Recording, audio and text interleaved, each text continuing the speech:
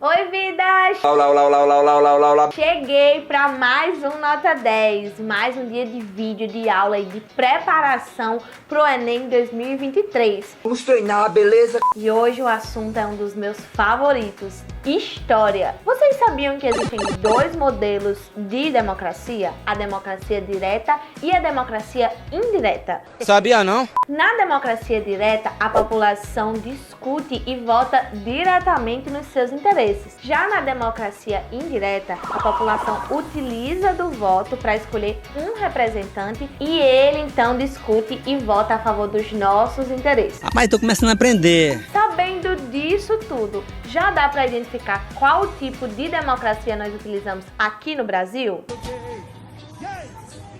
Calma. Não digam agora, porque quem vai responder isso pra gente é o professor Marcos César, na aula de História. Tudo bem. Bora lá? Olá pessoal, espero que estejam todos bem. Professor Marcos Mota, TCM, professor Nota 10 aqui, para ajudar vocês um pouquinho nas provas da área de Ciências Humanas e Suas Tecnologias com a disciplina de História. Então a gente vai trabalhar algumas questões, né, que podem permear a prova 2023. Vamos lá, porque o tempo é curto, né, gente? A gente tem que montar essa estrutura aqui para vocês, então vamos arrochar aqui nas questões. Pessoal, seguinte, eu preparei aqui um materialzinho trabalhando um pouco das questões que são mais cobradas na prova do Enem, né? Então, ao longo das discussões aqui, eu vou montando para vocês as questões, né? Vou mostrando, vou apresentando e vocês vão percebendo qual vai ser a ideia que eu vou passar para vocês, certo? Bom, a prova do Enem, gente, da nossa área de Ciências Humanas, na disciplina de História, ela sempre tem uma questão relacionada à civilização grega, à civilização romana, né? E aí eu começo com a nossa querida civilização grega, né, gente? Quem não gosta de estudar a Grécia, né? Uma grande civilização europeia, né? Que no caso, gente, vai ser transportada para os romanos, né? Daí a gente vai tirar a cultura greco-romana e num processo histórico, né? Vai mentalizar, né? Vai construir o panorama, né? Do pensamento europeu ao longo da história. Então, desde que os portugueses vieram para cá, né? Para o Brasil, como os espanhóis na América Latina, né? Os Estados Unidos, ou a Inglaterra nos Estados Unidos, esse pensamento grego ele povoa até na perspectiva colonial. Mas vamos voltar aqui para a Grécia. O que implica o sistema de polis? É uma extraordinária preeminência da palavra sobre todos os instrumentos do poder. A palavra constitui o debate, contraditório, a discussão, a argumentação e a polêmica. Opa, debate, discussão, polêmica, argumentação. Interessante, né, gente? Isso, argumentar, debater, polemizar. Torna-se a regra do jogo intelectual, assim como do jogo político. As origens do pensamento grego, Rio de Janeiro, né? E aí, gente, quando a gente começar a falar de polis, começar a falar de discussão, argumentação, retórica, debate, está falando de quem? A gente está falando da cidade-estado de Atenas, que, para muitos, gente, é o berço da democracia, é de onde vai surgir a democracia, que no caso praticamos hoje no Brasil. Demo quer dizer povo, né? Cracia quer dizer poder, democracia. Mas, gente, essa palavrinha é perigosa, viu? Que democracia é essa? Como essa democracia ela vai ser construída? Quais são as suas características principais? Como eu estou falando para vocês aqui de uma polis, que é Atenas, aí eu montei para vocês umas palavras-chave, né, do texto, para vocês entenderem que democracia é essa. Primeiro, pessoal, o que é cidadania na Grécia Antiga? O que é ser cidadão em Atenas? Ser cidadania, praticar cidadania em Atenas, gente, seria permitido apenas aos homens livres, filho de pai e mãe ateniense, nascido em Atenas. Estrangeiros, mulheres, crianças e escravos não participaria do processo democrático. Ou seja, não iria para a Acrópole, parte alta da cidade, onde estava lá a Ágora, a praça, onde vai haver os debates, vai haver as discussões, vai haver os argumentos de propor uma lei ou de retirar uma lei. Eu preciso desses homens discutindo, debatendo na praça, né? E aí, gente, a partir dessa discussão, desse debate, a gente teria a formatação, né, e a estruturação da lei na Atenas antiga. É uma democracia direta. Então você vai para a praça, você participa e você argumenta contra ou a favor. Deixando bem claro, pessoal, mulheres, crianças, escravos e estrangeiros não tinham esse direito de cidadania. Quem é povo em Atenas? Quem é nascido em Atenas, filho de pai e mãe ateniense. Então, eu vou ter os atenienses participando desse processo e excluindo uma grande parte da sociedade ateniense, certo? Então, gente, nesse sentido, nesse contexto, como é que ela se estrutura agora? A cidadania é estendida apenas para os atenienses. Os demais são excluídos. Mas, Marcos, então isso é democracia? É um tipo de democracia e é a democracia ateniense, gente. A gente tem que discutir muito bem, tem que discutir e centralizar bem a palavra para a gente não confundir com a democracia brasileira. A nossa democracia, ela é mais ampla. Ela permite o direito de cidadania a mais pessoas, certo? Podemos questionar, podemos problematizar também isso, mas é totalmente diferente da democracia ateniense. Primeiro, a nossa, gente, ela é indireta. A gente vota em candidatos que vão nos representar nas nossas instituições parlamentares e nos poderes executivos, né?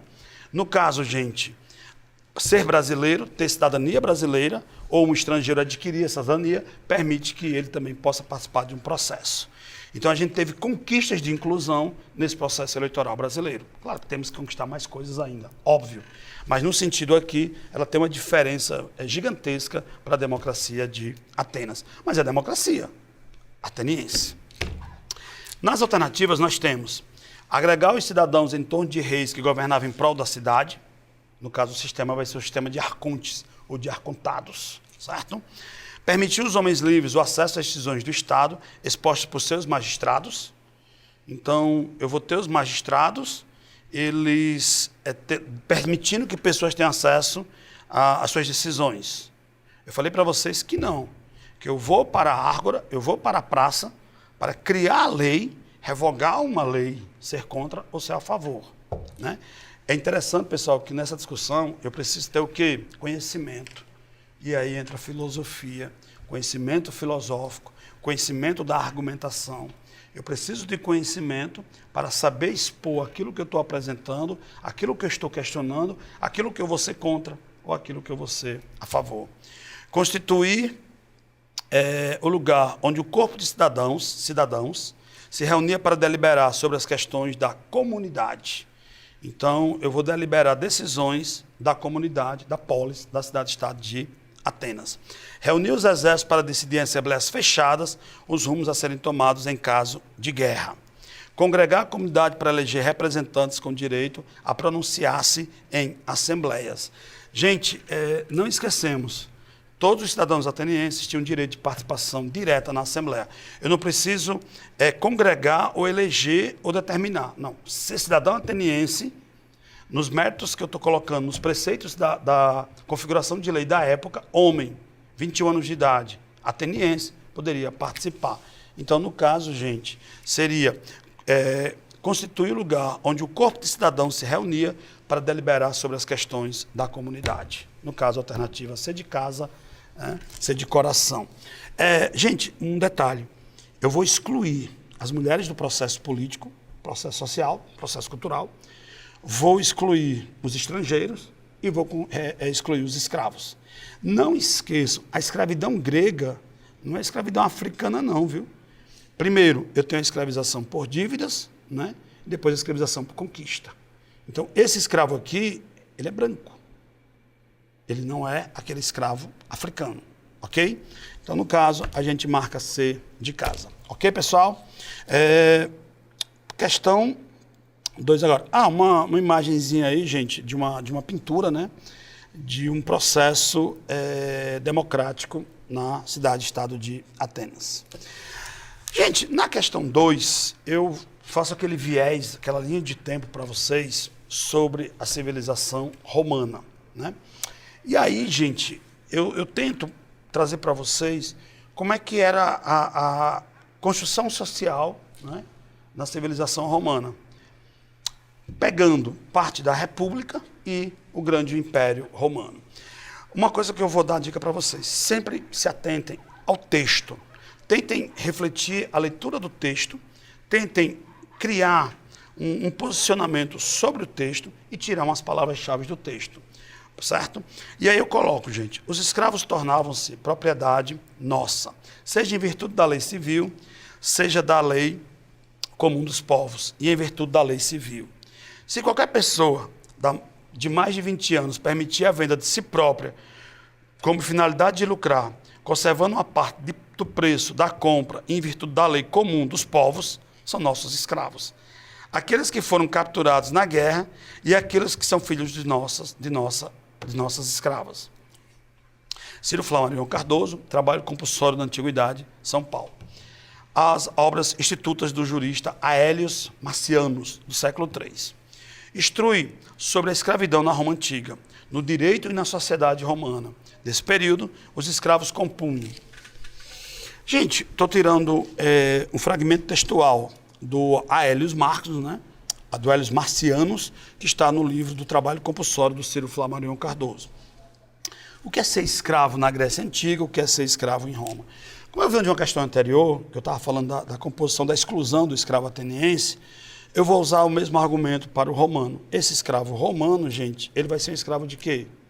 Primeiro, um escravo de dívida, que num processo de luta, de conquista, se consegue abolir a escravização por dívidas, tanto lá na Grécia, como aqui na Roma. E ele fica como um escravo o quê, gente? Um escravo de conquista, certo? Conquistou determinada região, parte daquela população, parte daquele povo, será escravo da civilização romana. E isso, gente, é jurídico lá em Roma. A escravidão, ela é uma propriedade pertencente a um indivíduo. É uma propriedade particular. É um ser escravizado. Aqui em Roma, gente, como Roma ela vai fazer várias conquistas na região da Europa e também na região africana, aquela parte norte ali da África, e vai chegar até a Ásia, né? Então, eu vou começar a ter um pouco de complexidade nesse escravo. Porque ele não vai vir só da Europa, ele vai vir também de outras regiões, do continente asiático e do continente africano. Mas ele, mesmo assim, ele é jurídico, ele é uma propriedade privada. Então, gente, essa escravidão na Roma Antiga, ela vai ser uma construção da sociedade romana. O escravo, ele vai ser aquele grande trabalhador da civilização de Roma, onde ele vai fazer todo tipo de trabalho, né? Desde da exploração de minas de ouro, minas de prata, as construções dos grandes prédios públicos, as estradas, como também dos campos agrícolas. Não esqueça que o escravo ele é um ser trabalhador em todas as áreas, como até mesmo, gente, no Coliseu Romano, nas arenas romanas, né? Na luta de gladiadores. Até por divertimento vai servir esse escravo. É uma instituição, gente, incluída, pertencente à sociedade romana. É como se fosse uma coisa natural e uma coisa normal. Claro que não é. Escravidão não é natural, nem é normal. Ela é uma construção de um conceito social, né, feito por uma sociedade. Então, gente, como a questão está pedindo, né? No direito, na sociedade romana desse período, os escravos compunham. Só mostrar para vocês aqui umas palavras-chave, né? Escravização por dívidas, né? De início.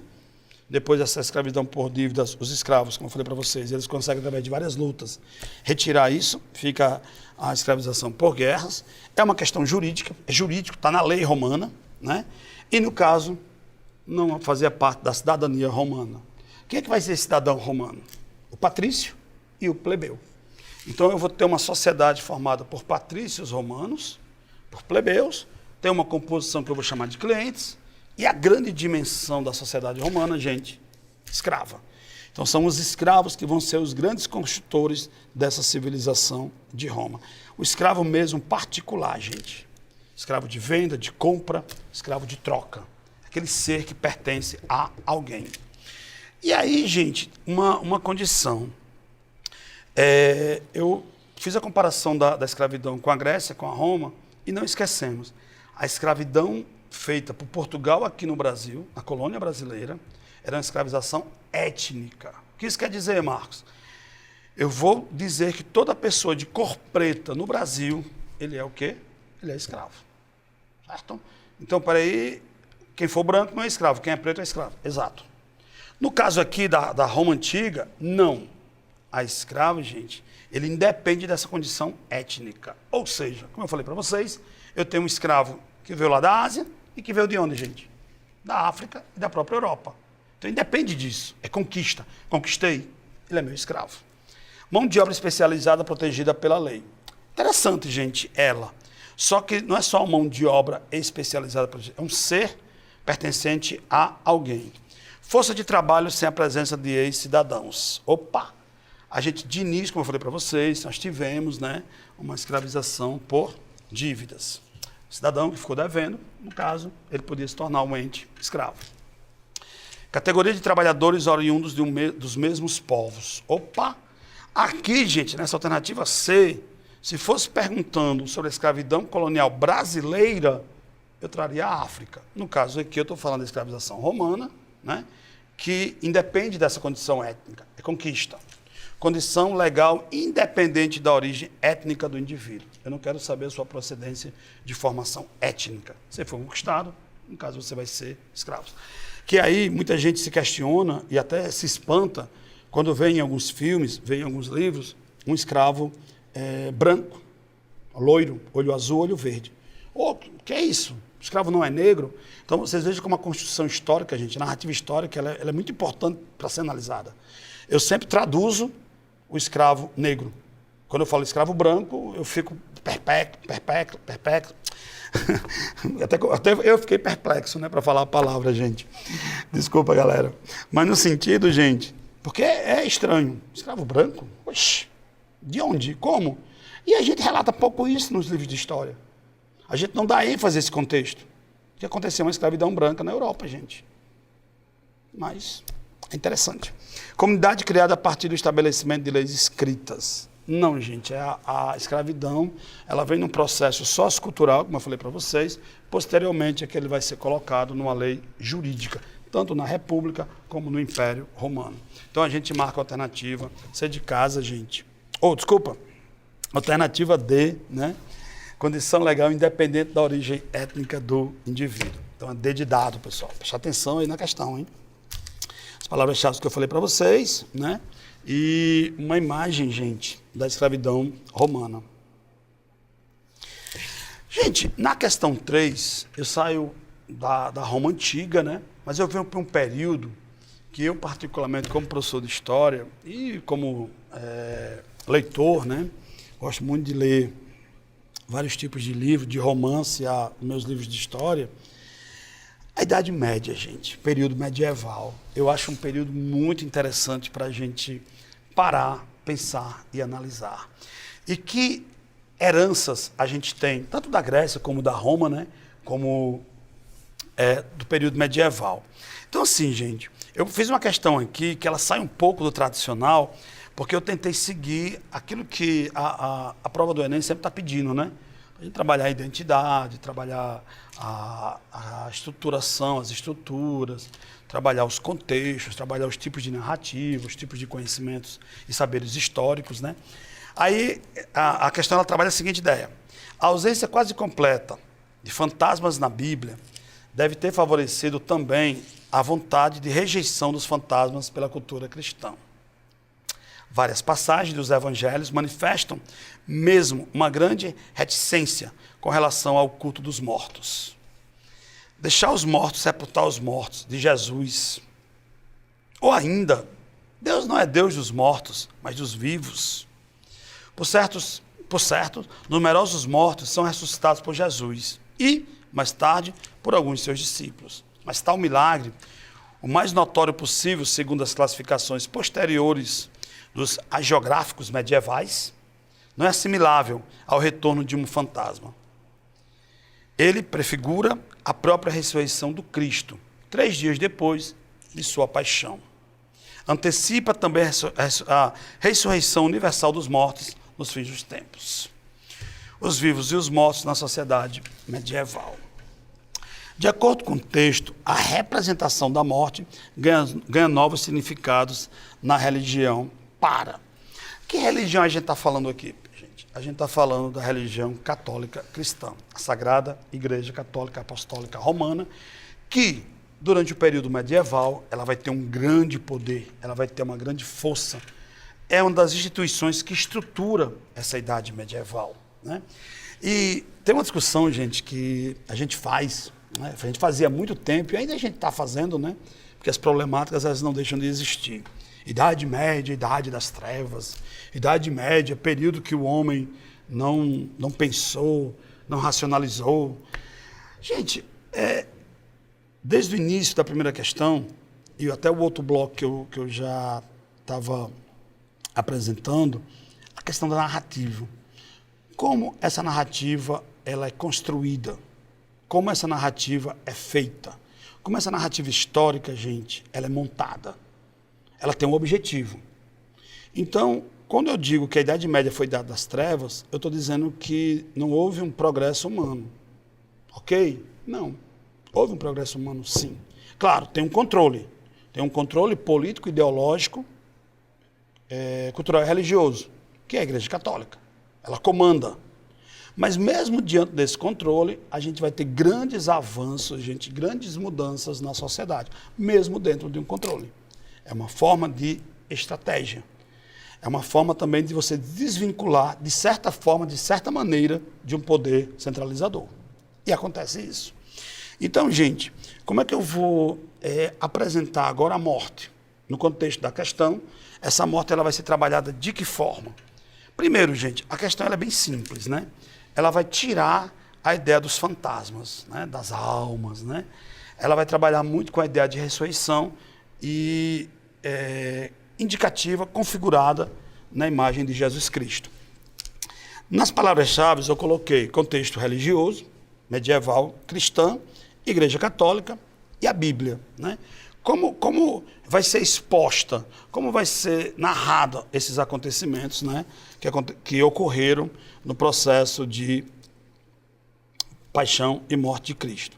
E na questão, gente, ele deixa bem claro, de acordo com o texto, a representação da morte ganhou novos significados nessa religião para. Antes da religião católica comandar todo o período medieval, quais eram as religiões que predominavam? Na Roma Antiga, religião politeísta. Na Grécia Antiga, religião politeísta. E nessa religião romana politeísta, gente, não esquecemos, vários povos que não viviam dentro das fronteiras de Roma, que Roma chamava de bárbaros, como os germanos, né, os vândalos e outros, tinham religiões. E eram religiões de configuração politeísta, na qual configurava deuses da natureza. Como acho que vocês já escutaram muitas vezes em filmes, séries e por aí vai, né? O Thor, né? O deus nórdico Thor, o Odin, seu pai, e a representatividade de fantasmas, de espírito nessas religiões. No caso da questão, eu vou substituir esses fantasmas, essa morte, pela ressurreição. Então, eu quero tirar qualquer característica, qualquer significado pertencente a essas religiões. Então, extinguir formas de ritualismo funerário? Não. Todo sistema funerário, todo sistema de morte, a morte em si, ela traduz um ritual, seja indiano, brasileiro, mexicano e por aí vai. Evita a expressão de antigas crenças politeístas. Opa, eu não vou expressar nessa religião antigas características das religiões politeístas. Eu quero extinguir esse pensamento politeísta dentro de um centro de uma religião monoteísta, de uma religião, no caso, católica cristã. Enfraquecer a convicção da existência de demônios? Não, gente, eu não estou enfraquecendo a ideia do oposto, do mal, do demônio. Eu estou enfraquecendo a ideia de um fantasma, de um espírito, para, no caso, caracterizar a ideia da ressurreição, da paixão de Cristo. Consagrar as práticas de contato mediúnico transcendental. Não, gente, eu também não vou consagrar essas práticas de contato mediúnico transcendental. Isso aí ficaria mais para outra religião, não no sentido aqui do pensamento católico. Então eu fecho com vocês a questão da alternativa B de bola. Evitar a expressão de antigas crenças politeístas, certo? Então a gente fecha essa questão de número 3, as palavras-chave, e aí a gente termina esse bloco, gente, com essa questão sobre o período medieval e o pensamento da Igreja Católica, né? Aqui, gente, é a imagem de uma iluminura da época do período medieval. Ok, pessoal?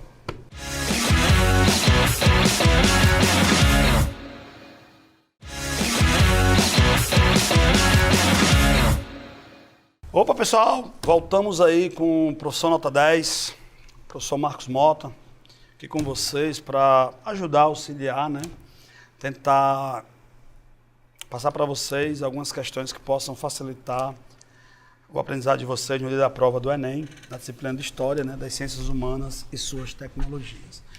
Gente, na questão anterior, eu fiz uma discussão da morte, né, no processo da Idade Média, né? E é interessante, só para a gente dar uma ideia, de como se pensava a morte no período medieval e o que isso representava, né, para a sociedade de época, certo? Aí a gente vai dar um pouquinho de um salto para entender, gente, outro movimento, né, que foi importante. Eu falei do período medieval e outro movimento que foi importante para a mudança, para a estruturação, relação entre o ser humano, a sociedade e o conhecimento. Eu tinha dito para vocês que o controle ideológico, político e cultural do período medieval era da Igreja Católica, né? Mas mesmo diante desse controle, a gente tem mudanças significativas, a gente tem transformações acontecendo. Não sei se eu vou exagerar para vocês, mas até revoluções acontecendo dentro de um contexto. Na questão 4, gente, eu vou trazer uma mudança extremamente radical para quebrar um corpo estrutural social de época, certo? E aí vamos para a questão que eu vou discutindo mais com vocês. Fala-se muito nos dias de hoje em direitos do homem. Pois bem, foi no século XVIII, em 1789 precisamente, que a Assembleia Constituinte produziu e proclamou em Paris a Declaração dos Direitos do Homem e do Cidadão. Essa declaração se impôs como necessária para um grupo de revolucionários, por ter sido preparada por uma mudança no plano das ideias e das mentalidades. O Iluminismo, o século das luzes. O Iluminismo, os filósofos, né? Correlacionando temporalidades históricas. O texto apresenta uma concepção de pensamento que tem como de suas bases a... Gente, eu falei da Idade Média. Aí eu transmuto para vocês, né? A gente pega um metaverso, um multiverso, né? E a gente chega aqui no Iluminismo. O que é esse Iluminismo? Né? O que foi esse movimento? É um movimento que ele precede o Renascimento Cultural e Científico, né? Foi um pouquinho anterior a ele. E o Iluminismo eu vejo como uma consequência desse Renascimento. Eu faço assim uns paralelos nas minhas aulas, que é mais ou menos assim. Eu chamo os pré-socráticos lá em filosofia de renascentistas, né? E eu chamo os socráticos de iluministas. Eu faço umas problemáticas, né? Eu faço uns contextos para a gente tentar ampliar essas mudanças e tentar entender essas mudanças nos fluxos dos ciclos históricos, certo? O que é pertencer ao iluminismo? Gente, a filosofia iluminista, as palavras-chave que eu falei já para vocês, né? Essa filosofia iluminista ela vai ter como matriz, como pensamento principal, central, a ideia do racionalismo, a ideia da racionalização, a ideia do questionamento, a ideia do pensar além, né? O que foi determinado, o que é natural e o que pode ser mudado. E por que não pode ser mudado e por que pode ser mudado. Eu vou fazer uma problemática filosófica. A partir dessa problemática filosófica, detalhe, filosofia, gente, não é só uma brincadeirinha, não, ou só devaneios. Filosofia, gente, sociologia, história, geografia, são conhecimentos de humanas que eles se interligam e eles fazem a gente pensar, refletir e mudar as sociedades, como a filosofia já mudou, né, ao longo da história. Então, gente, a filosofia iluminista ela vai ter como centro o racionalismo. Eu vou ter que refletir, eu vou ter que parar, questionar e trazer novos conhecimentos, aquele conhecimento que já existe. Então, a partir daí, gente, eu começo a sair desse contexto natural, nesse contexto social e até mesmo religioso. A sociedade iluminista, que vai sendo construída, que vai sendo pensada, ela é uma sociedade, gente, que vem de uma ideia de caracterização burguesa, né? Contexto burguês, num projeto, gente, que vai traçar o homem como ser central da sociedade, e esse ser, ele é pensante, ele é criador, construtor de ideias, de pensamentos, né? De valores, e ele vai contrapor ao mundo que já existia naquele exato momento. Que mundo era esse, Marcos? O absolutismo. O absolutismo determinava que o rei era rei pela vontade de Deus, e que era uma coisa natural. Então, os iluministas eles vão começar a questionar isso. E não esquecemos, gente, antes do iluminismo, e no contexto do iluminismo, a sociedade ela era caracterizada, vocês aprenderam muito isso lá no contexto da Revolução Francesa. Primeiro estado, né, que era o clero, segundo estado a nobreza, terceiro estado a burguesia, né, e a massa, né, o povo. Né? E eram 3 estados determinantes, onde não podia haver mudanças. E você era determinado socialmente de um lugar de onde você vinha. Então, no caso do ser. O ser, na qual vem sua geração, determinava o que você era. A partir do momento que eu trago uma ideia de igualdade civil e jurídica, eu quero dizer que todo mundo vai ser igual perante a lei. Eu vou dar uma ideia, claro, num contexto burguês, no contexto de pensamento burguês, que o indivíduo, ele é indivíduo jurídico e civilmente, né, perante a sociedade igual ao outro. Claro que a gente não vai dizer que isso era assim e é assim. Porque, no caso, como eu falei para vocês, o que é ter o contexto burguês? A gente vem de uma ascensão dessa classe burguesa, ascensão da propriedade privada e ascensão do acúmulo de riquezas.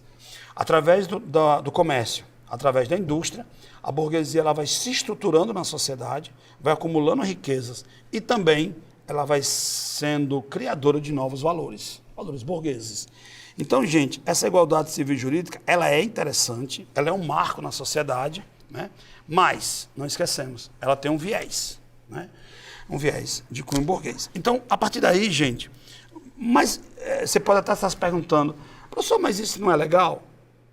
Isso não é importante? É legal, é importante. Mas é porque ela reduciona o indivíduo, gente, a uma ideia de posse.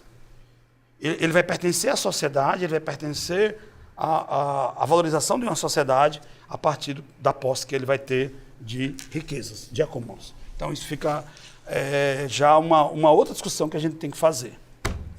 Mas aí, gente, como o texto apresenta essa concepção de pensamento que tem como base, né, a ideia de declaração dos direitos do homem e do cidadão, a ideia de uma igualdade civil perante o Estado, perante a lei. É nisso que eu quero só questionar com vocês, pessoal. Por quê? Se o Estado ele é dominado pela burguesia, que leis vão ser criadas? Que institutos vão ser criados? Que instituições vão ser criadas? Qual vai ser o cerne principal desses indivíduos? Né?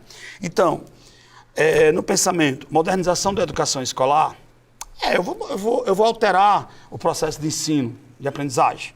Com certeza vai ter mudanças, né? Que, por sinal, são mudanças que se tem até hoje. Mas a questão, ela está falando sobre os direitos do homem e cidadão. Não esquecemos que a educação ainda, gente, escola, era para quem tinha condições. Estudava os nobres, estudava quem tinha dinheiro. Estudava os ricos, os burgueses. Pobres não tinham acesso à educação. Vão ter um processo, né, constituído a partir da Revolução Francesa e as mudanças que a Revolução Francesa vai dar a partir da República de Robespierre. Utilização da atualização da disciplina moral cristã, não. Uma das caracterizações do iluminismo, gente, é o anti-absolutismo e o anticlericalismo. Eu não vou ter mais o absolutismo como chave, eu vou ser anti-absolutista, eu vou defender um princípio democrático de poder e divisão dos 3 poderes. Vocês devem estar lembrados bem disso. Poder executivo, poder legislativo e poder judiciário. Então, eu já faço a divisão de poderes. O corpo de poder, que era uno, vai se dividir em 3 agora. E eles vão ser interdependentes e fiscalizadores, né? Cada um com sua função. O executivo administra a cidade e o país, o legislativo cria as leis, né? No caso aqui de Mossoró, os vereadores, né? Que é o poder legislativo, do Estado, deputados estaduais, federais, deputados federais, Senado, né? E o judiciário vai ser o poder de julgar, né, as leis quando elas não são cumpridas, são regras quebradas juridicamente. Então são 3 poderes interdependentes, onde cada um vai ter a sua função. Isso está lá no livro do Montesquieu, né, O Espírito das Leis. Então, gente, eu não vou trabalhar com essa moral cristã, eu vou ser anticlerical. Detalhe, gente, eu falei para vocês que uma das características do iluminismo é o anticlericalismo, o anti-absolutismo, é o racionalismo. E, no caso, gente, eu vou ter o pensamento científico como o que vai me responder às minhas dúvidas, aos meus questionamentos e aos meus problemas. Eu vou começar a deixar de lado a religião. Eu não vou começar a ter como pensamento central o pensamento cristão ou o pensamento religioso, e sim a ciência como formuladora, como criadora, e é ela que também vai me dar a solução desses problemas. Socialização ou divulgação de costumes aristocráticos, não. Se eu estou falando de um período burguês, eu vou tirar a aristocracia. Vou dar só um exemplo. A palavra trabalho. Como era vista a palavra trabalho? Trabalhava quem era pobre, quem era burguês, quem era inferior. Os nobres não trabalhavam, viviam de ócio. Então a palavra trabalho, gente, para os nobres era uma coisa horrível. Não se falava essa palavra. Eles viviam de ócio. Já a palavra trabalho para a burguesia e para a massa, ela tinha um outro sentido. Então, eu vou divulgar os costumes aristocráticos? Não, gente. Eu vou confrontá-los. E alguns eu vou trazer, vou absolvê-los, mas eu vou mudar de nome, né? De simbolismo, e vou dar como se fosse uma ideia burguesa. Mas alguns costumes são nobres que a burguesia vai se apropriar.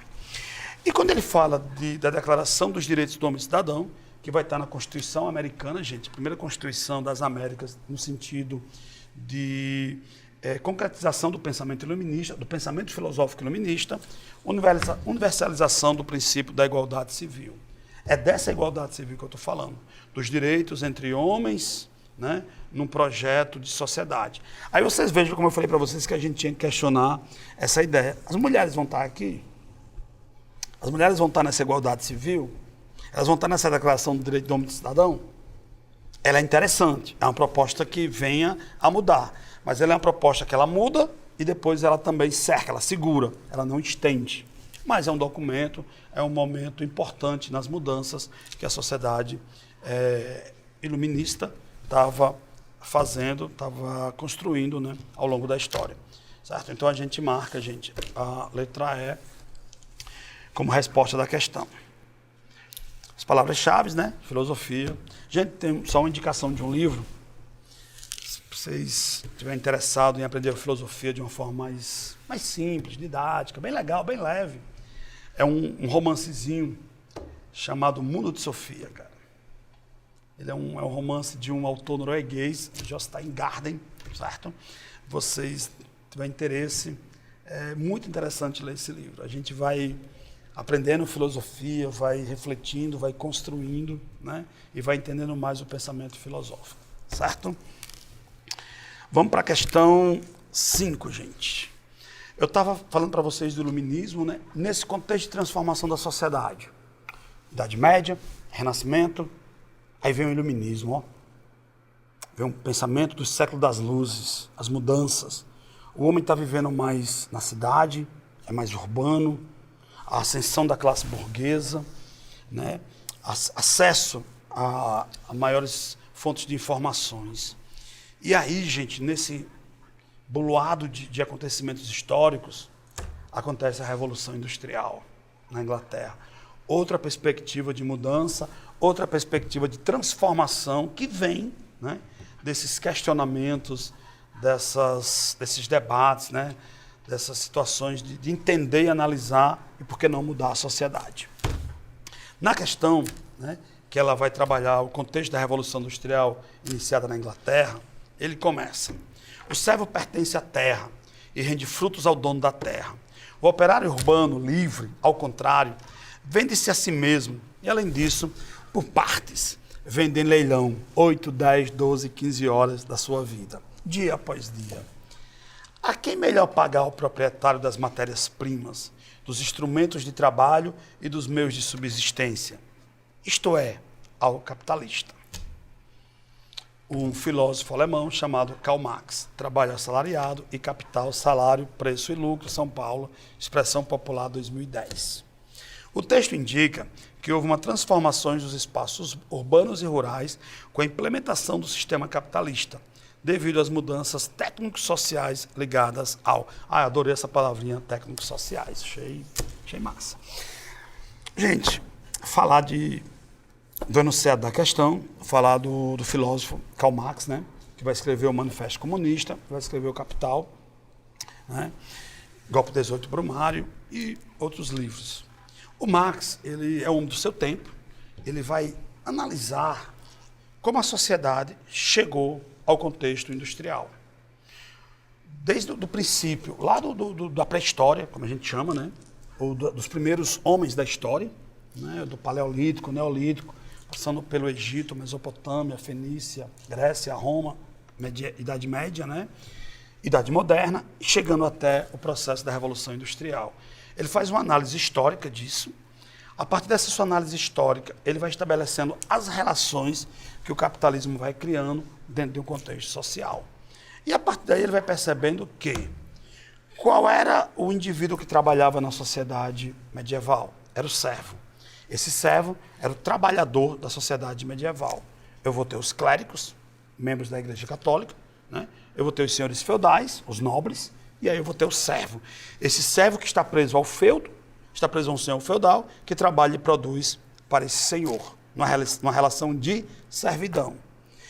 E isso é construído, gente, e é caracterizado ao longo do processo histórico, até chegar ao período na qual a gente começa a ter as mudanças, né, de quando a gente vai tendo o desgaste do processo medieval, que a gente vai chamar de alta Idade Média, né, para baixa Idade Média, quando começa a ter o quê? As mudanças do homem do campo para a cidade. Ele sai do campo, começa a vir para a cidade. Na cidade, a gente começa um processo lento e gradual das transformações das relações de trabalho. Quando vai aparecer o comércio, vai aparecer as pequenas manufaturas. Então, as relações de trabalho, ela muda. E entra o capital, entra o dinheiro. E aí a gente começa a falar de um sistema sociopolítico, econômico, cultural, chamado de capitalismo, que no caso está presente até hoje nas nossas vidas. O Marx faz essa análise todinha, gente. E aí ele chega e percebe que agora esse operário que é livre, ele é preso porque ele vai vender suas horas de trabalho a um capitalista, né? Então, ele vai vender a quantidade de horas a esse capitalista, por um valor, muitas vezes, irrisório. Muitas vezes, o valor do trabalho não é o valor que o capitalista paga por esse valor de trabalho, né? Então, a gente vai ter até uma discussão no marxismo sobre o valor de trabalho, o valor de mercadoria. E até o fetiche da mercadoria, no sentido de que valor agregado é esse mesmo, que valor correspondente. Eu fiz umas palavrinhas-chave para vocês. Capitalismo, né? Não esqueça, capitalismo aqui é o industrial, viu? A gente trabalhou o capitalismo comercial, que é o primeiro, né, que ele vem desse processo de mudança das cidades. E aqui na Inglaterra, esse capitalismo se torna capitalismo industrial. Percebam, gente, o capitalismo ele vai se adaptando às mudanças, ele vai se estruturando, se reestruturando. Ele consegue, gente, ser bastante maleável com as mudanças que acontecem na sociedade, como acontece até agora. Por isso que a gente chama de capitalismo industrial, processo de urbanização. Eu vou tirar o homem do campo, esse homem do campo ele vai vir para a cidade, nessas cidades, as cidades industriais, como Liverpool, né? Na Inglaterra, ela se torna uma cidade industrial, onde ela vai ter esse operário morando na cidade, vivendo na cidade. Cidade, vivência, cidade, habitação, cidade, lazer, cidade, trabalho, certo? As relações mudam de trabalho. O próprio enunciado da questão mostra o quê, gente? A partir do momento que o homem é livre, mas vende sua força de trabalho a um capitalista, então muda. Eu vou trabalhar para alguém, eu vou trabalhar num sistema que de início não tinha contrato, é sistema livre.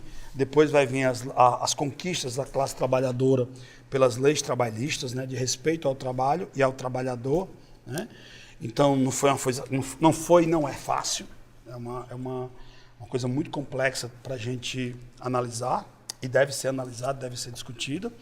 E ele vai constituir o que a gente vai chamar de proletariado. É esse proletariado, esse trabalhador que vai constituir as cidades e vai trabalhar nessas fábricas. Daí, gente, a gente começa o quê? A analisar aqui as alternativas. Desenvolvimento agrário e regime de servidão. Desenvolvimento agrário, sim. Eu vou ter o capitalismo no campo também, viu? Quando eu começar a fazer uma produção, não mais uma produção apenas de subsistência, mas uma produção lucrativa, certo? E aí, gente, aumento da produção e regime de servidão não, né? Servidão idade média, regime de trabalho agora assalariado ou regime de trabalho por jornada de trabalho, por dia de trabalho. Aumento da produção rural, que fixou a população nesse meio, como eu já falei para vocês, né? A população rural vai vir para a cidade. O campo vai ser, eu não vou dizer abandonado, gente, porque ele não foi, mas o grande constituinte da população vai vir para as cidades. Eu também vou levar as relações capitalistas da cidade para o campo. Vai ter transformações também no campo, no sentido de produção agrícola. E que trabalhador é esse que vai ser agora esse trabalhador do campo? Desenvolvimento das zonas urbanas e as novas relações de trabalho. Falei em revolução industrial, falei de capitalismo, falei de industrialização, falei de proletariado. Tenho que falar de quê, gente? Urbanização. É o processo da grande revolução industrial. Relações urbanas também agora, cidade. Então, no caso, desenvolvimento dessas zonas urbanas e novas relações de trabalho, alternativa ser de casa, ser de coração. Aumento populacional das cidades associado ao regime de servidão. Vou usar o argumento da A. Servidão, idade média, sistema feudal, capitalismo, relações de trabalho, tanto no campo como nas cidades. Desenvolvimento da produção urbana associada às relações de serviço de trabalho. Gente, questão super fácil. O próprio enunciado da questão responde às alternativas da questão. Então, no caso, gente, eu marco C de casa, né, C de coração, para essa questão número 5, sobre as relações de trabalho do filósofo, sociólogo, né? Vou chamar também ele de historiador, Karl Marx. Ok, pessoal? Beleza? Essa foi a questão número 5. E as palavras-chave que eu falei para vocês. Pessoal, vou ficando por aqui. Grande abraço para vocês. Numa próxima a gente volta para trabalhar mais com questões para o professor Nota 10, programa TCM. Grande abraço, professor Marcos Mota. Espero ter ajudado vocês aí para a prova. Um abraço, até mais.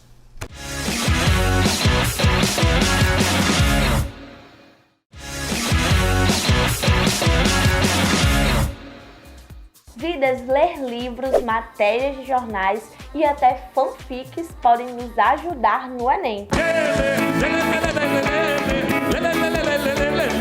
Isso porque a partir da leitura nós expandimos o nosso vocabulário e isso contribui diretamente no nosso aprendizado da língua portuguesa. Eu aposto que a professora Berlândia Paiva concorda comigo. Olá pessoal, boa noite, eu sou a professora Berlândia e estamos aqui para mais um encontro do Professores Nota 10 na nossa aula de linguagens. Para hoje nós vamos estudar a respeito de um dos conteúdos mais cobrados no Enem, que é sobre funções da linguagem, tá? Porém, para contextualizar, vamos falar um pouco a respeito de linguagem. O que é a linguagem? A linguagem é um conjunto de elementos com significados compartilhados, utilizados para que os indivíduos se expressem e se comuniquem com os outros. Então, aqui nós podemos perceber até então que a linguagem ela vai ser universal, tá? O principal objetivo da linguagem diz respeito à comunicação, tá? Então, a linguagem ela pode se manifestar de diferentes formas, por meio de imagens, de cores, símbolos, sons, expressões corporais ou por meio das palavras. A linguagem ela pode ser percebida nos mais variados contextos. Então, vamos ver aqui um exemplo de os semáforos, tá? Então, os semáforos transmitem uma linguagem, certo? E essa linguagem, ela pode ser dividida em linguagem verbal, linguagem não verbal e também a linguagem mista, certo?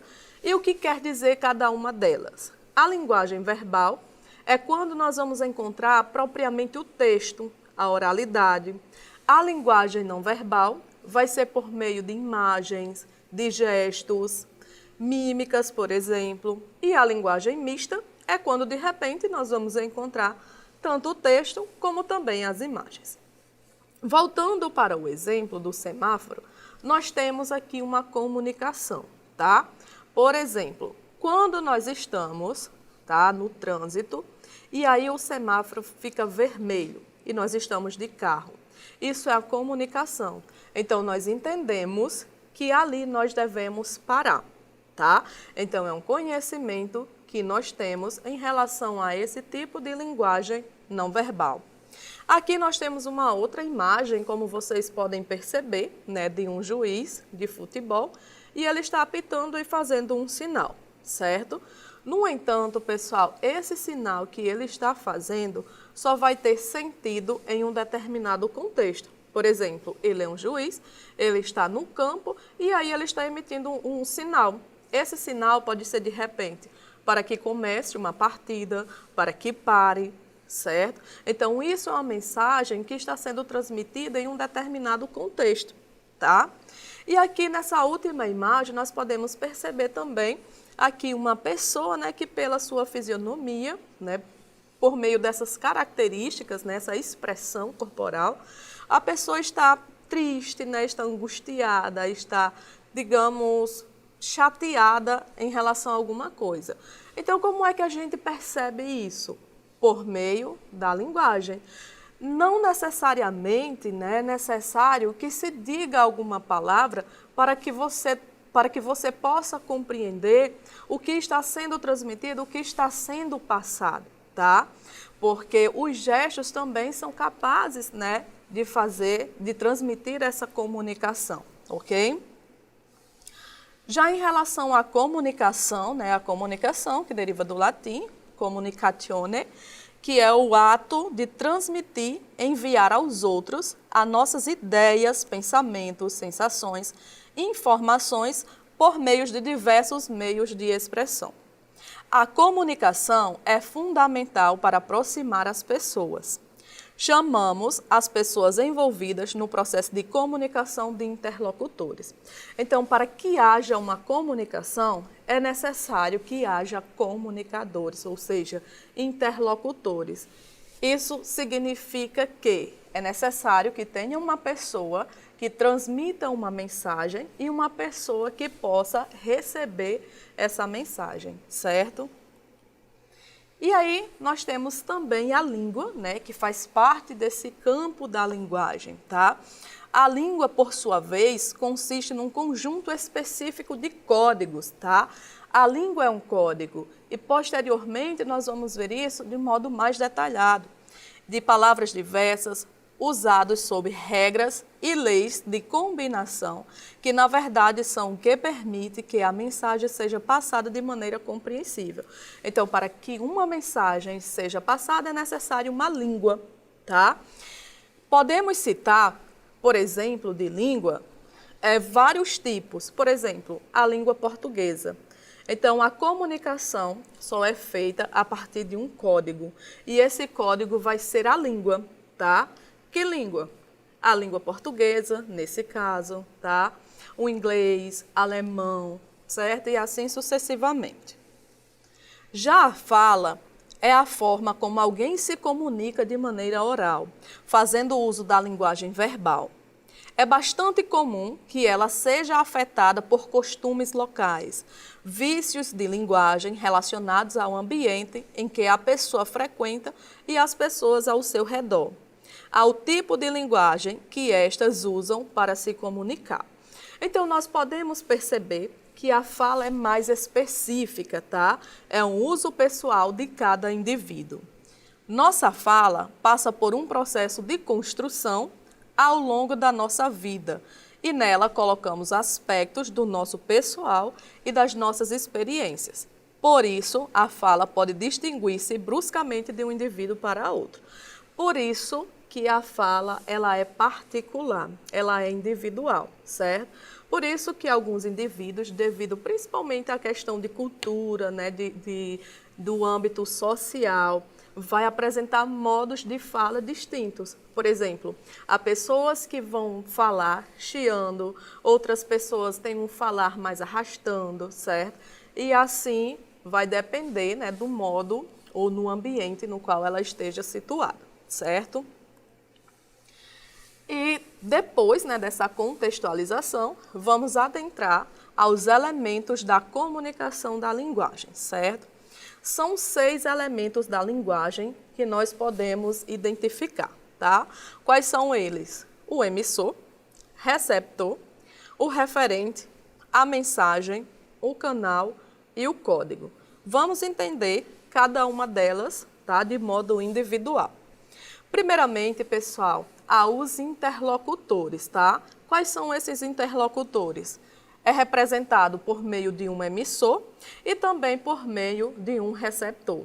Para que haja uma comunicação, é necessário que tenha pelo menos 2 pessoas, tá?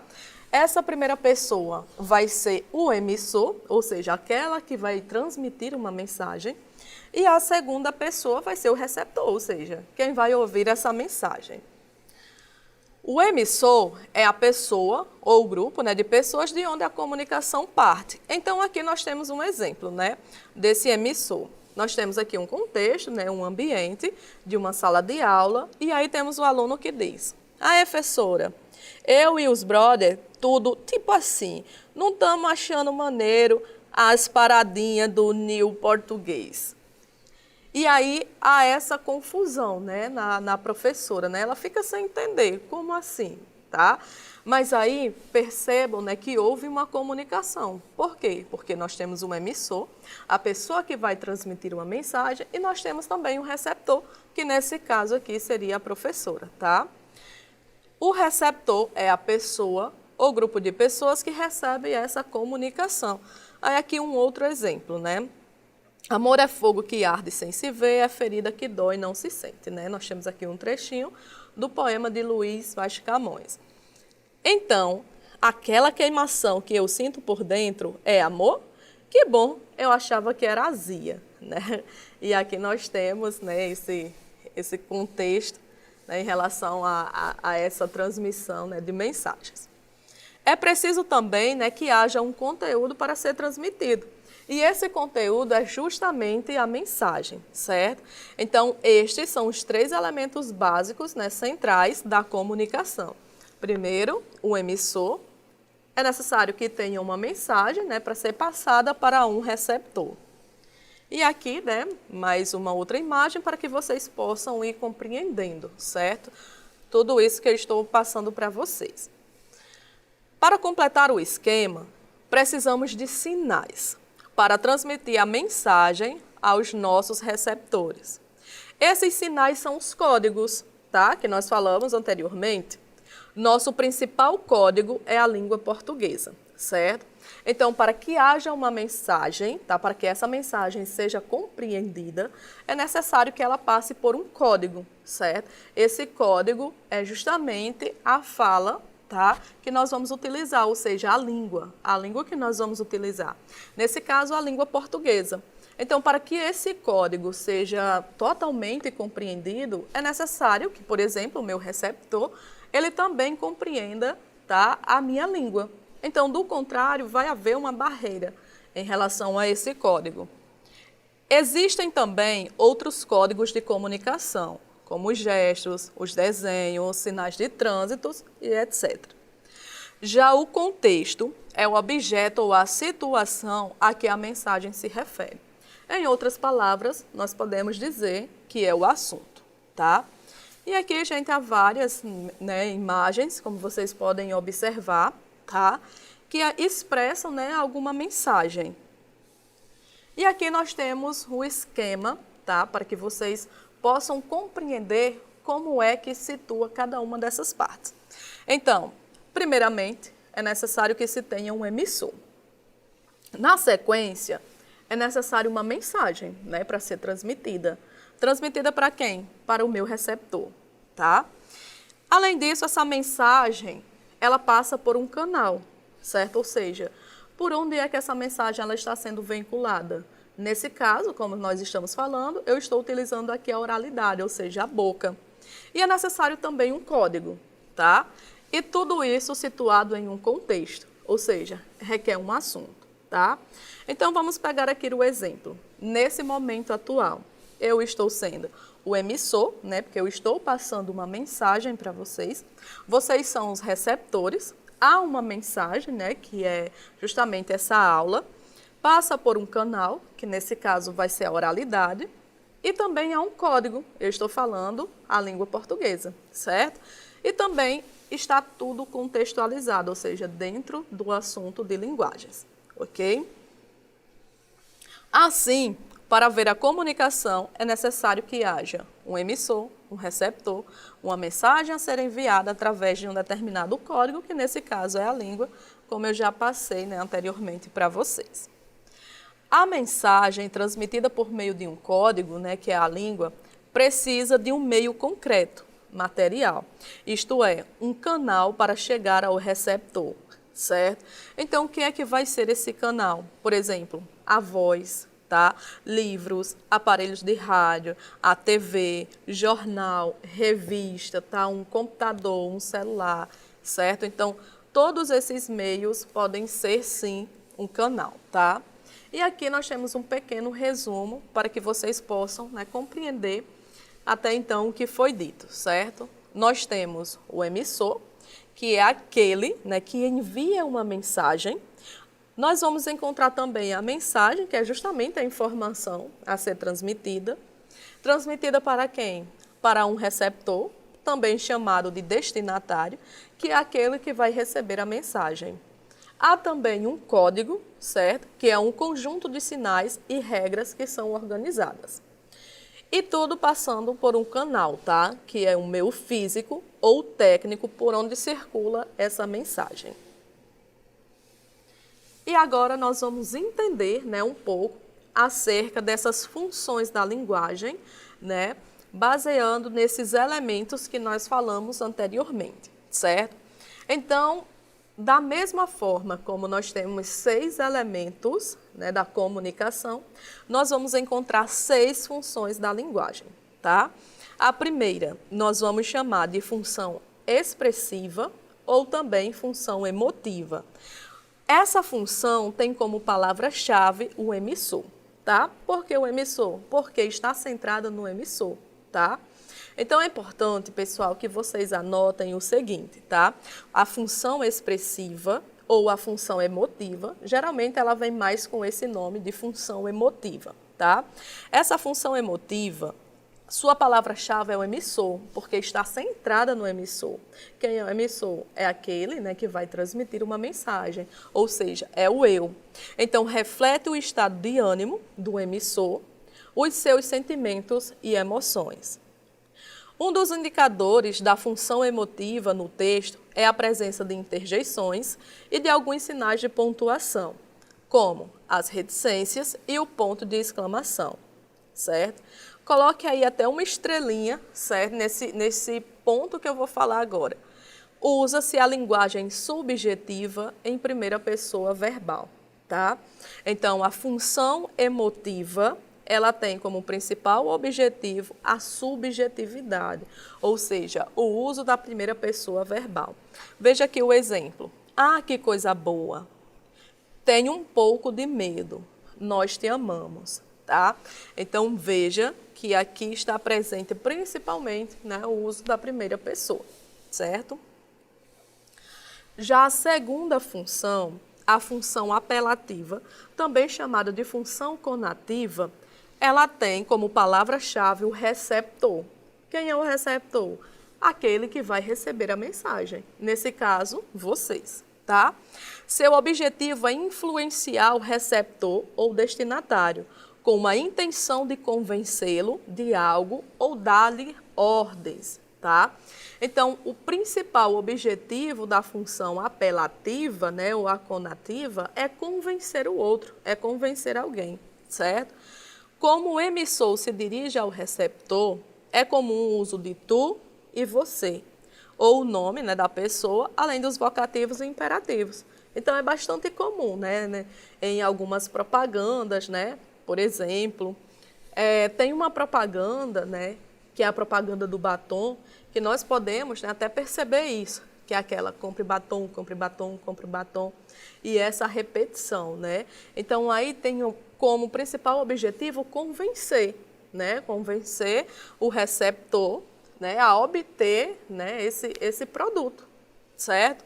Então, vai ser aquela linguagem usada nos discursos, nos sermões, nas propagandas principalmente, que se dirigem diretamente ao consumidor, certo? E aí, fiquei lembrando agora, né, de quando a gente vai ao centro aqui de Mossoró, e aí tem aquele pessoal, né, lá no centro, chip da TIM, da Claro, da Oi, da Vivo, né, tentando fazer aquela propaganda, né, com a intenção de nos convencer a comprar, adquirir, né, um determinado produto. Então, a função, né, da linguagem que está sendo utilizada naquele momento é a função apelativa, certo? Aqui nós temos alguns exemplos. Você já tomou banho? Mãe, vem cá, não perca esta promoção, certo? Olha aqui o verbo, né, no imperativo. A próxima função da linguagem é a função fática, certo? E aqui nós temos até o seguinte ponto: manter o canal aberto para a comunicação. Essa função, né, tem como a palavra-chave o canal. Então, tem por finalidade estabelecer, prolongar ou interromper a comunicação, certo? A comunicação, ela pode ser, né, interrompida aqui por meio desse canal, certo? Ela pode tanto ser interrompida como também se estabelecer uma nova. Ela é aplicada em situações em que o mais importante não é o que se fala, nem como se fala, mas sim o contato entre o emissor e o receptor, tá? Então, vamos ter aqui, né, como exemplo, as ligações, né? Ligo aqui para um amigo, tá? E aí a gente começa a conversar. O primeiro contato é oi, tudo bem? Ou alô, tá? Então, aqui está presente o quê? O canal, tá? E nós temos o principal objetivo, o quê? Uma comunicação, tá? Então, vamos pensar aqui numa seguinte situação, tá? Nós estamos em uma fila, por exemplo, em uma fila de um banco, e aí tá a maior quentura, e o pessoal lá de trás diz, nossa, que calor, né? E aí você acaba respondendo, realmente está muito quente. Então, o que foi utilizado aqui nesse momento? Foi utilizado o canal, tá? Não necessariamente você conhecia aquela pessoa, né, para puxar um assunto. Só que neste momento houve o quê? Houve um diálogo, tá? Então, por isso que está centrado aqui no canal. E a função, né, nesse caso, vai ser a função fática. Fática quer dizer relativa ao fato, ao que está ocorrendo, certo? Está ocorrendo nesse momento. Aparece geralmente nas fórmulas de cumprimento. Como vai? Tudo bem? Tudo certo? Ou em expressões que confirmam que alguém está ouvindo ou está sendo ouvido. Sim, claro, sem dúvida. Entende? Não é mesmo? Então, às vezes, né, quando você começa um diálogo, né, com uma outra pessoa, o que é que acontece? Você lá falando e a pessoa, sim, certo. Então, aqui é um exemplo, né, da função fática, tá? É a linguagem das falas telefônicas, das saudações e similares. Um exemplo, alô, está me ouvindo, certo? A próxima função, gente, é a função referencial. Ela também vai receber o nome de função denotativa, tá? Por que a função denotativa? Porque ela centra pela objetividade, certo? Ou seja, é um sentido real, é o sentido literal. Aqui não cabe uma dupla interpretação, certo? Por exemplo. Então, temos como a palavra-chave quem? O referente, tá? Ou seja, o assunto, o contexto. Transmite uma informação objetiva sobre uma realidade, sobre uma determinada realidade. Por exemplo, uma notícia, né? As notícias que nós recebemos no nosso cotidiano. Então, está presente, né, nesse tipo de função, que é a função referencial. É a linguagem, características das notícias do jornal, do discurso científico e de qualquer exposição de conceitos. Então, desde que haja, certo, uma linguagem objetiva, tá? Ou seja, a linguagem denotativa, nós já vamos perceber que faz parte da função referencial, certo? coloque em evidência o referente, ou seja, o assunto ao qual a mensagem se refere. Então, o nosso principal foco vai ser o quê? No assunto. Então, é necessário analisarmos, né, o que está sendo transmitido, o que está sendo passado, tá? E aqui, pessoal, é importante, né, uma outra estrelinha para que vocês possam, né, fazer nesse ponto, que é o uso da terceira pessoa verbal, tá? Aí aqui um exemplo. Numa cesta de vimes temos um cacho de uvas, uma maçã, uma laranja, uma banana e um morango. Este texto informa o que há dentro da cesta. Logo, há a função referencial, tá? Então, esta função referencial, também a função denotativa, assim como a função apelativa, elas duas costumam ser as mais cobradas, tá? Em relação ao Enem, certo? Então, é muito importante, né, que vocês anotem essas dicas, tá? Principalmente essas palavrinhas-chave, né, que eu estou passando aqui para vocês, para que vocês possam identificar cada uma delas, ok? Nós temos também a função metalinguística, tá? O nosso quinto tipo, tá, de função vai ser a metalinguística. Nós temos como a palavra-chave o código, ou seja, o código falando do código, a língua falando da língua, certo? Esta função, ela refere-se à metalinguagem, que ocorre quando o emissor explica o código usando o próprio código. Aqui, por exemplo, um poema falando de poema, uma música, né, falando de uma música, por exemplo. É a poesia que fala da poesia, da função e do poeta. Um texto que comenta outro texto. As gramáticas e os dicionários são exemplos de metalinguagem. Por exemplo, é comum no dicionário haver também, né, a palavra dicionário e aí a sua tradução. E aqui nós temos um exemplo claro de quem? Da função metalinguística, certo? Um exemplo, frase é qualquer enunciado linguístico com um sentido acabado. Para dar a definição da frase, nós usamos uma frase, certo? Pessoal, no nosso próximo bloco, tá? A gente continua falando um pouquinho mais acerca desses 6 tipos de funções em relação à linguagem, tá bom? Então, fica com a gente e até já!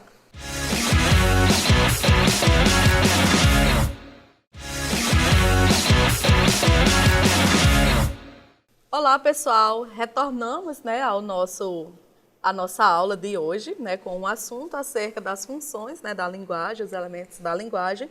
Vamos só contextualizar um pouquinho, né, do que nós já vimos anteriormente. Nós estamos, né, estudando essas funções e aí nós vimos, né, as funções emotivas, né, a função fática, a função conativa ou apelativa, a função metalinguagem e agora nós vamos para a função poética, tá? A função poética, pessoal, nós temos como a palavra-chave a mensagem, certo? A mensagem, né, o conteúdo que vai ser transmitido, vai ser aquela que se preocupa mais como dizer do que como o que dizer. O escritor, por exemplo, procura fugir das formas habituais e expressões, buscando deixar mais bonito o seu texto, surpreender, fugir da lógica ou provocar um efeito humorístico.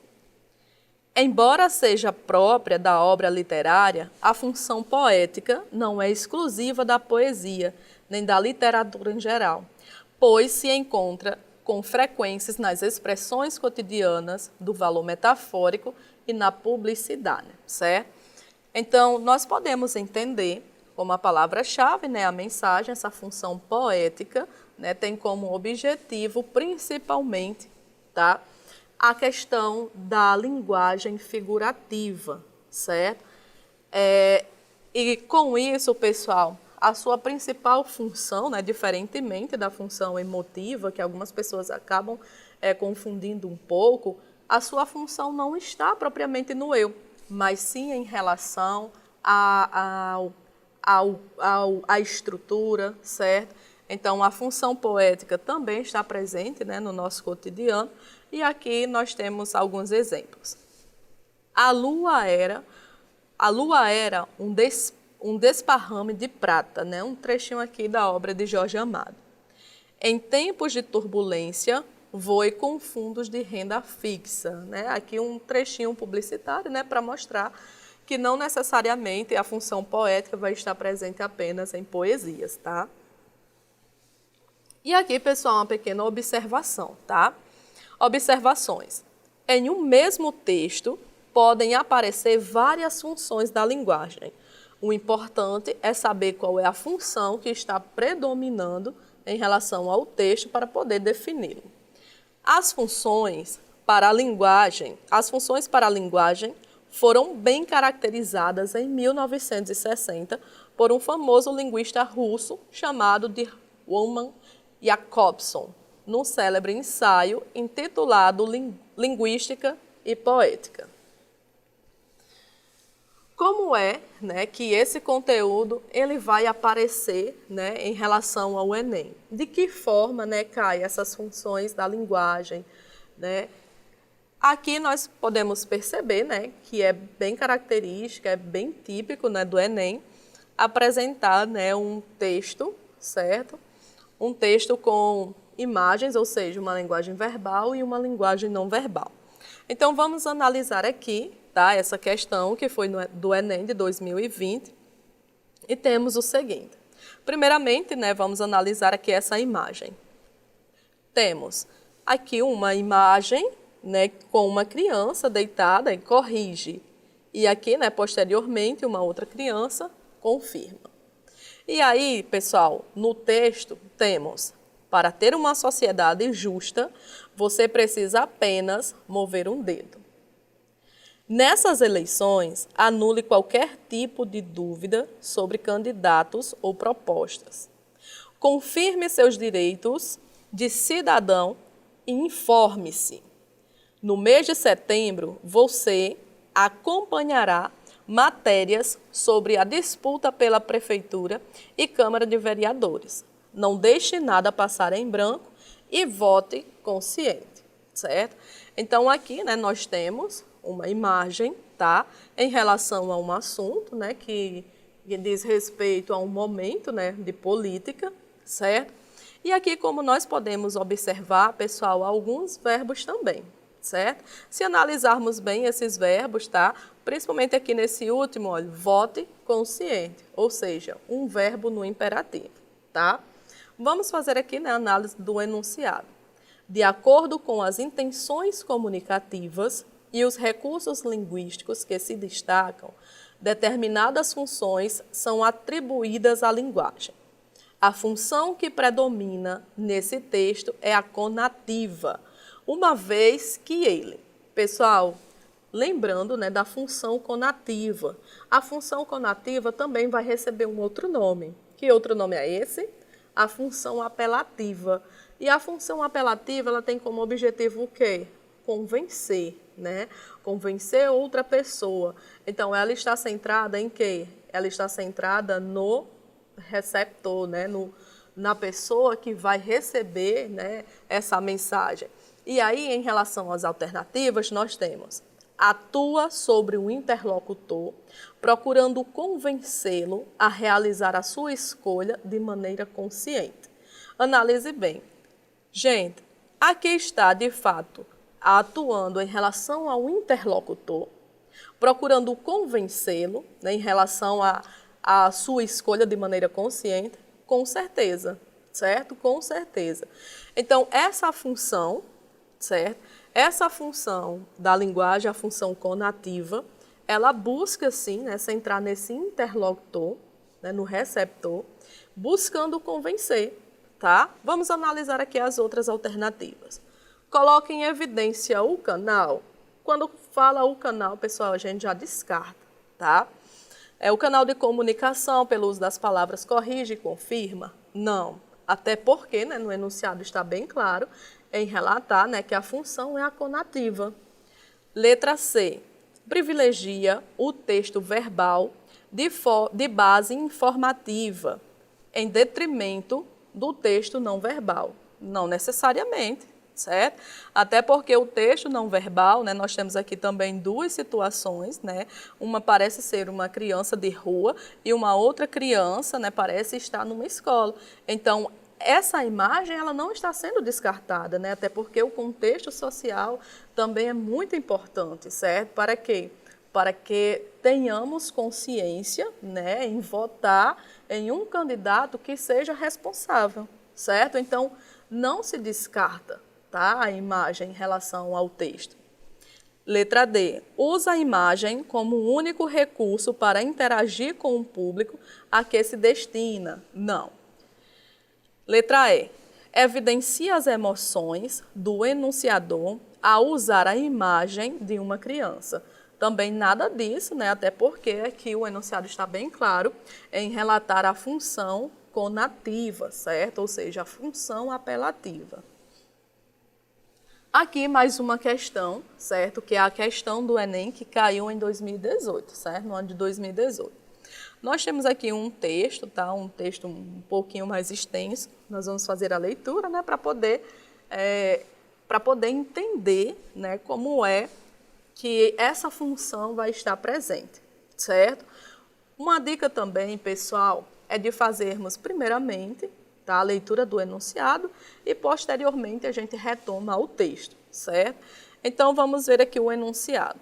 Por ser múltipla e apresentar peculiaridades de acordo com a intenção do emissor, a linguagem apresenta funções diferentes. Nesse fragmento, predomina a função referencial da linguagem, porque há a presença de elementos que, tá?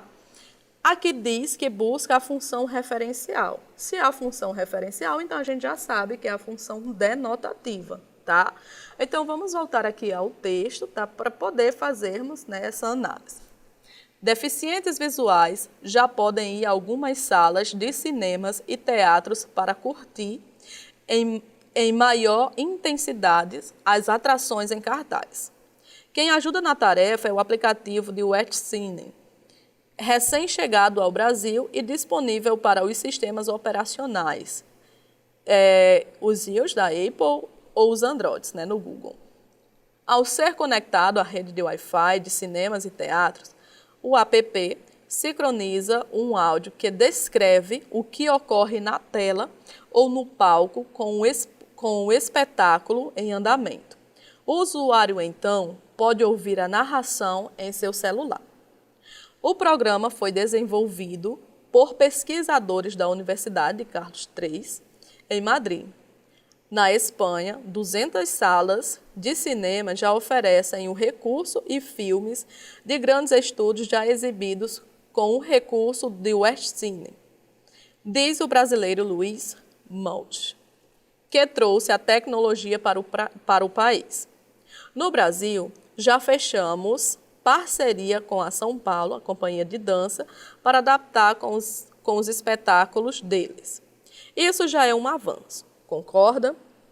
Pessoal, percebam, né, que aqui nesse texto nós não temos, certo? Nós não temos uma duplicidade de sentido, ou seja, não está presente, né, o uso de figuras de linguagem.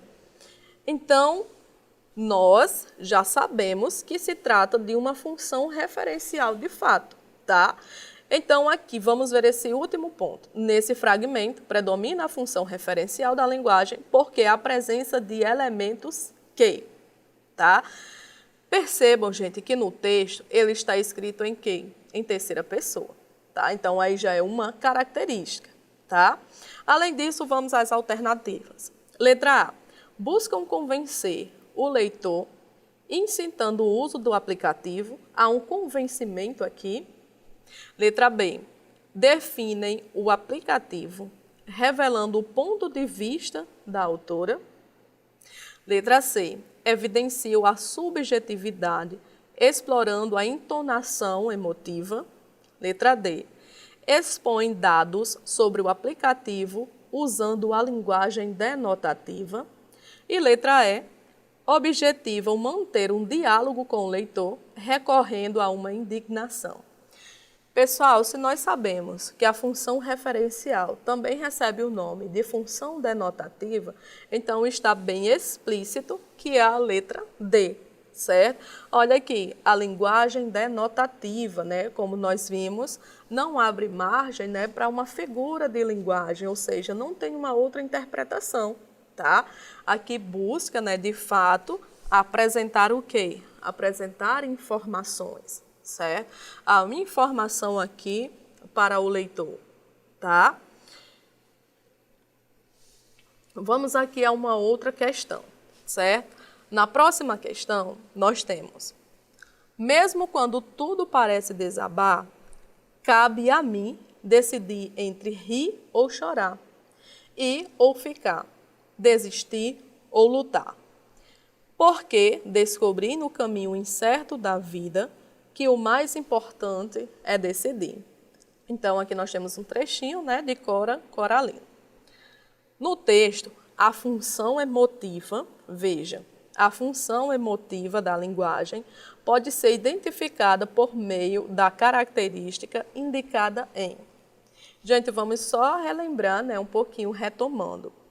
Essa função, né, a função emotiva, ela está centrada onde? No emissor. Quem é o emissor? O emissor é o eu, tá? Ou seja, está centrada na subjetividade, certo? Então, nós vamos buscar aqui a subjetividade, né? O uso da primeira pessoa, tá? Que é justamente, né, o que expressa aqui no texto. Então, letra A.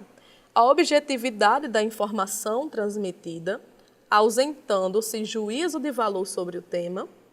B. O emprego de formas verbais no pretérito, mantendo uma relação comparativa entre o eu passado e o eu presente. C. Evidência do código reproduzido por meio dele próprio, esclarecendo o assunto principal. Letra D. Mensagem centrada no emissor, deixando claros seus anseios e suas percepções sobre a própria vida. E a letra E. Presenças de marcas de interlocução, legitimando o canal de comunicação. Pessoal, aqui não pode, né, ser uma outra alternativa a não ser a letra D, né? Porque se é uma função emotiva, ela tem que estar centrada aonde? No emissor, tá? Quem é o emissor? O emissor vai ser o eu, tá? A linguagem é o quê? Uma linguagem subjetiva, tá? Deixando claro aqui os seus anseios, certo? Então, aqui nós temos a letra C, evidencia o código reproduzido por meio dele próprio. Aqui seria, né, a metalinguagem, já descartaria.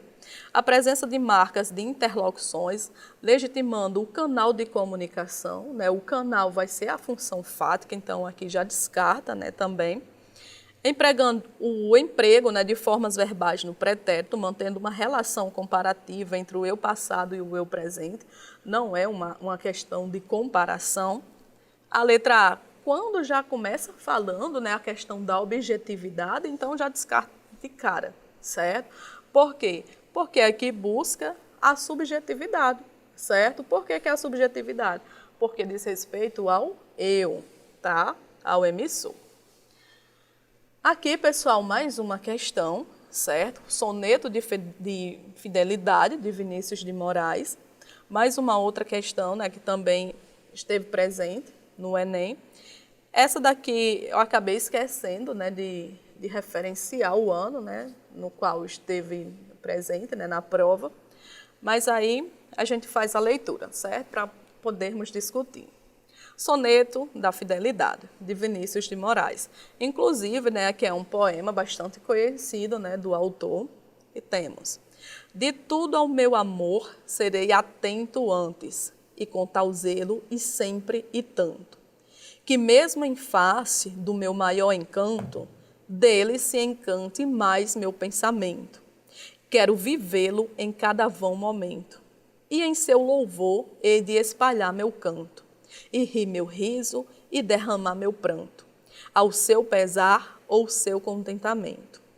E assim, quando mais tarde me procure, quem sabe a morte é a angústia de quem vive, quem sabe a solidão, fim de quem ama. eu possa lhe dizer do amor que tive, que não seja imortal, posto que é chama, mas que seja infinito enquanto dure. Lindo, né, esse poema? No trecho de Vinícius de Moraes, o poeta emprega figuras de linguagem como um recurso da subjetividade da mensagem. Considerando essa característica, a função da linguagem que predomina nesse poema é, certo? Então, mais uma vez, né, nós vamos buscar aqui qual é a função, né, que está presente em relação aqui ao poema.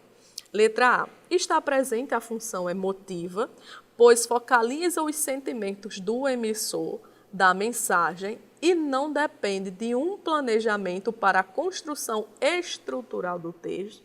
Pessoal, nesse texto não tem nenhuma estrutura, certo? Não depende disso, não foi planejado para poder ser construído.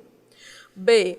Está presente a conativa, pois direciona a mensagem ao receptor dela e busca tocá-lo sentimentalmente. A conativa tem esse objetivo. Qual é o objetivo da conativa? Vamos lembrar aqui um pouquinho, tá? A conativa, né, tem como principal objetivo o quê? Verbos no imperativo, apelar, né, apelativa, apelação, né, o convencimento. C, a fática. Fática, pois são recorrentes marcas de interlocução que revelam o caráter dialógico do texto. Gente, há um diálogo aqui presente, né, em relação ao texto, está chamando a atenção. O principal objetivo aqui é uma comunicação, é um diálogo. Letra D. Está presente a função poética, pois a construção da mensagem tem como objetivo valorizar a estética textual associada ao sentimentalismo do eu lírico.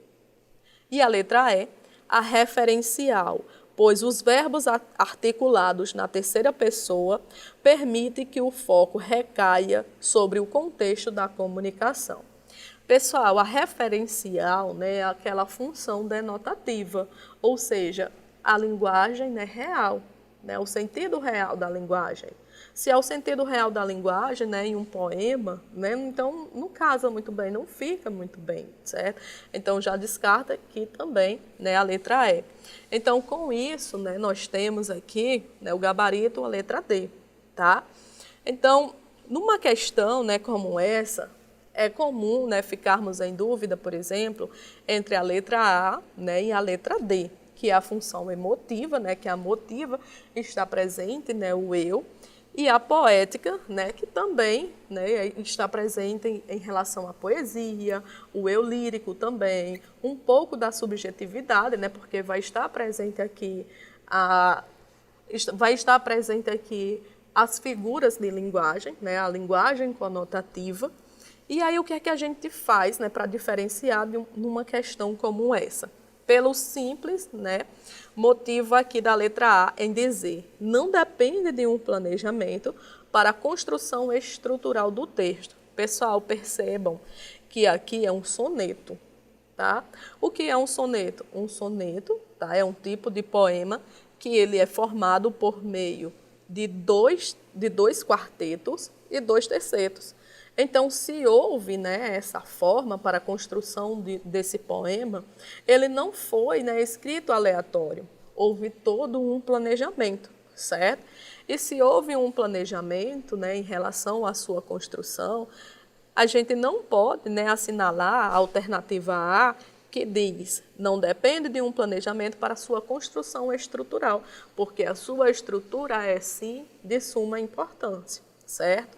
É bastante relevante nesse caso, tá? E aí, pessoal, nós finalizamos, né, este assunto, né, em relação ao assunto de funções da linguagem, né, os elementos em relação à linguagem também. Vimos um pouco sobre a linguagem, a língua, a fala, tá? Espero que, de fato, vocês possam ter, né, compreendido, certo? E aí, pessoal, nós ficamos por aqui. Um beijo no coração de vocês e até a próxima. E depois desse aulão de língua portuguesa, eu me sinto cada vez mais preparada para arrasar na prova. Eu também. E eu quero saber de vocês o que é que vocês estão achando do Nota 10. Não gostei, asmei. Mandem aí um feedback do nosso canal para que a gente possa melhorar. Claro, nosso, porque não é só meu, é meu e de vocês que estão aí também estudando e se preparando para o Enem 2023. Eu vou ficando por aqui, a gente vai encerrando mais um vídeo. Meu trabalho aqui terminou, mas o de vocês está apenas começando. Vocês podem conferir mais do nosso conteúdo, como eu sempre falo, no Instagram, @nota10tcm. Também não deixe de acompanhar a gente através das multiplataformas da TCM. Vamos fazer isso! Até a próxima aula!